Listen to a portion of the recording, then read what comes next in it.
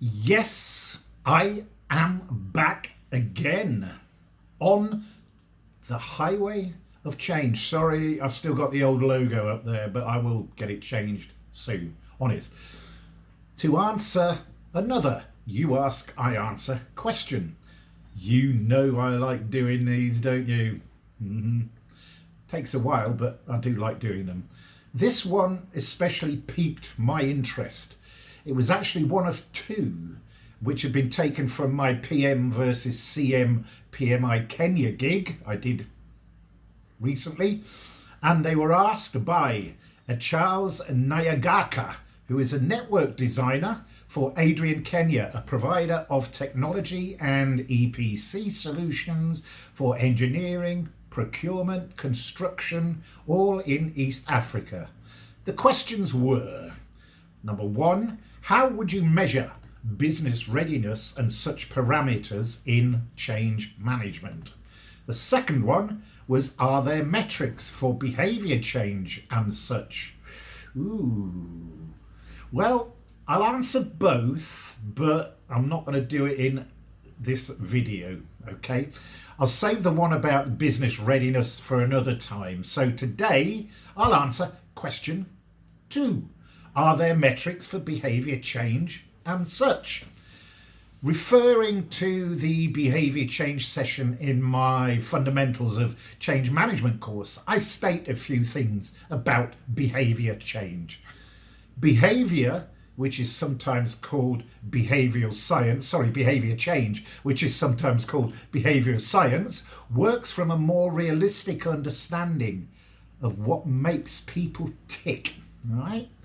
It's complicated and complex because it requires a person to disrupt a current habit while simultaneously fostering a new, possibly unfamiliar set of actions, which takes time and usually longer than we prefer. Supporting an individual through behavioural change is a challenge. Why?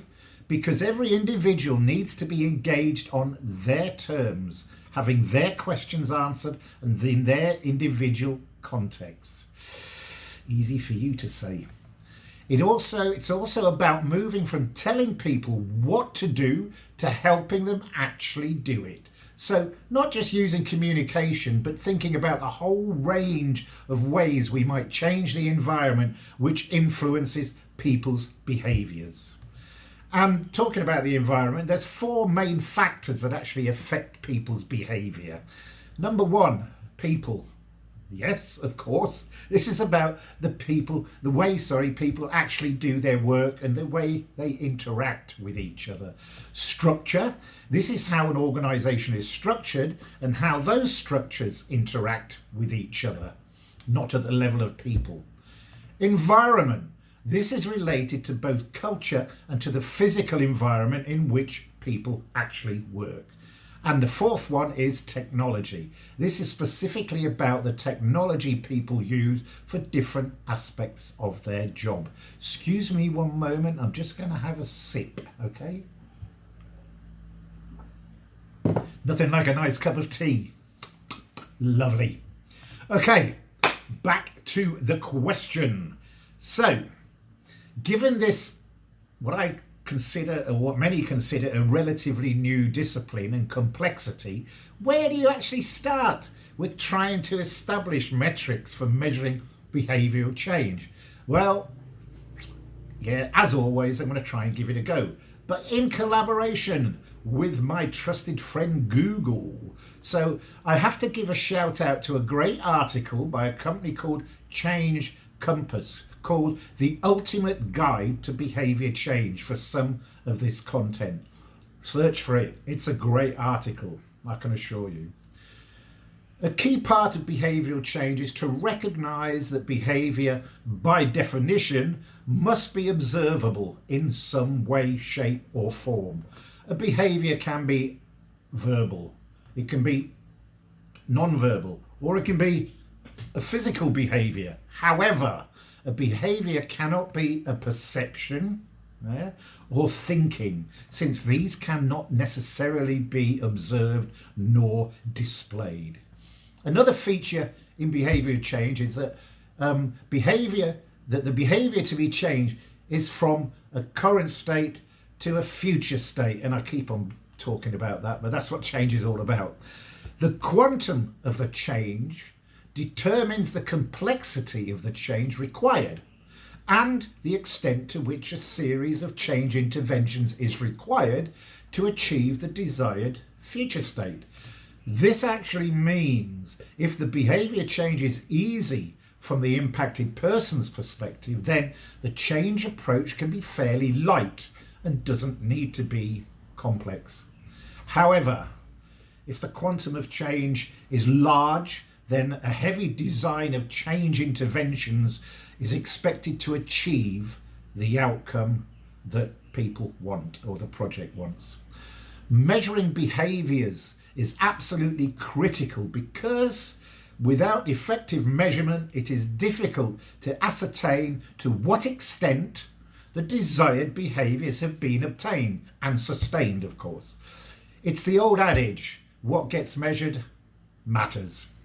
So, what categories are there in which to measure behaviours? Well, there are quite a few considerations, to be honest, or dimensions in measuring behaviours, such as, I'll give you a few.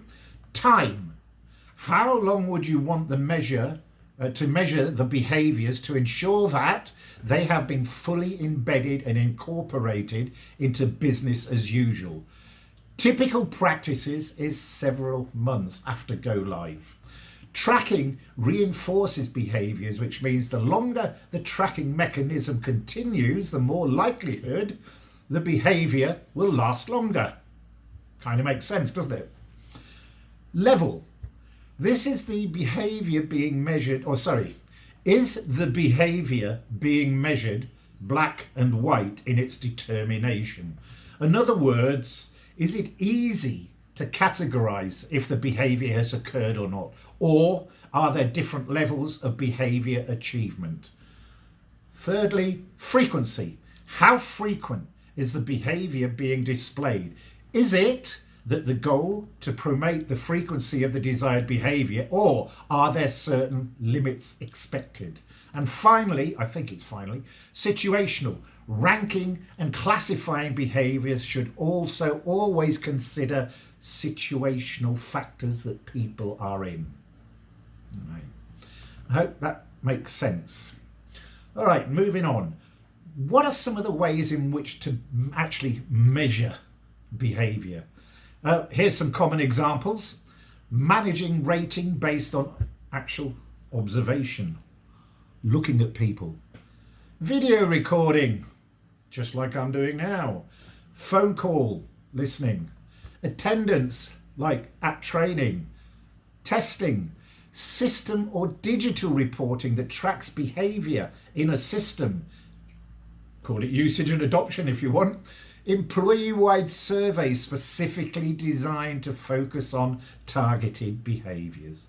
So those are just a few. Probably a few more, but yeah, I've got to limit my time for videos, haven't I?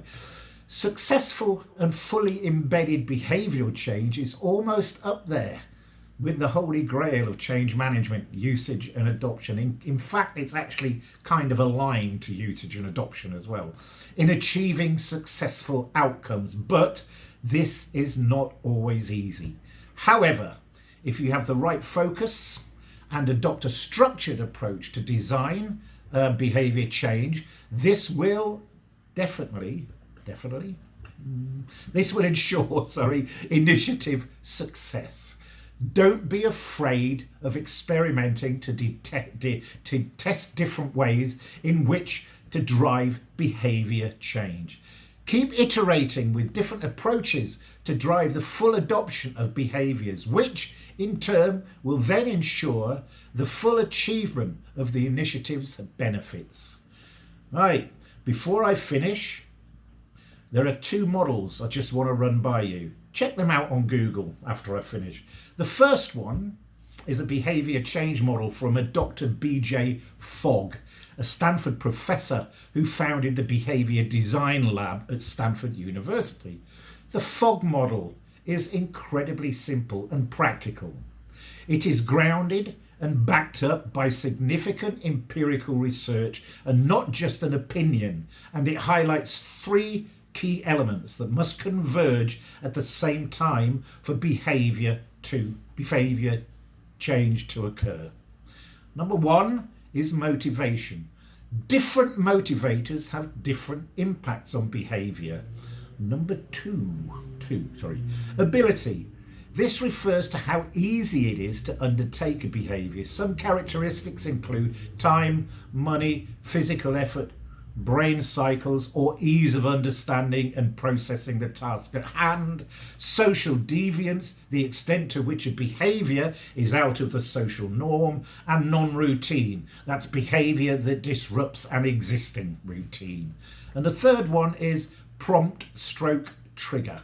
These are reminders of events that prompt a particular behaviour. It could be an alarm, wah, wah, wah, wah, wah, an associated image, event, or a personal scent, smells good, etc., that reminds you of the person and their behaviour. The second model I'm going to mention is McKinsey's 4 levers of influence model, of which the 4 cornerstones are role modelling, understanding and conviction, talent and skills, and formal mechanisms. And it goes something like this. I will change my mindset and behaviour if, role modelling, I see my leaders, colleagues and staff behaving differently. Number 2, understanding and conviction. I understand what is being asked of me and it makes complete sense. So I don't mind changing my behaviour. Number 3, formal mechanisms. I see our structures, processes and systems support the change. And I mentioned those 4 elements earlier on. Okay, so if I can see that, I don't mind changing my behaviour. And finally 4, talent and skills. I now have the skills and opportunity to behave in the new way. So I've been trained and I've been given a lot of knowledge. So I'm happy to change. Right, I hope that was a bit of a long one, wasn't it? Just over 12 minutes. Sorry, I hope that was a bit of a long one. That was a bit of a long one, just over 12 minutes. But that's it again. Not all my own work, admittedly, but then sometimes you have to bow to a greater authority for some things. It's called learning. And I still do that even at my tender young age. Hasta la vista, baby. I'll be back.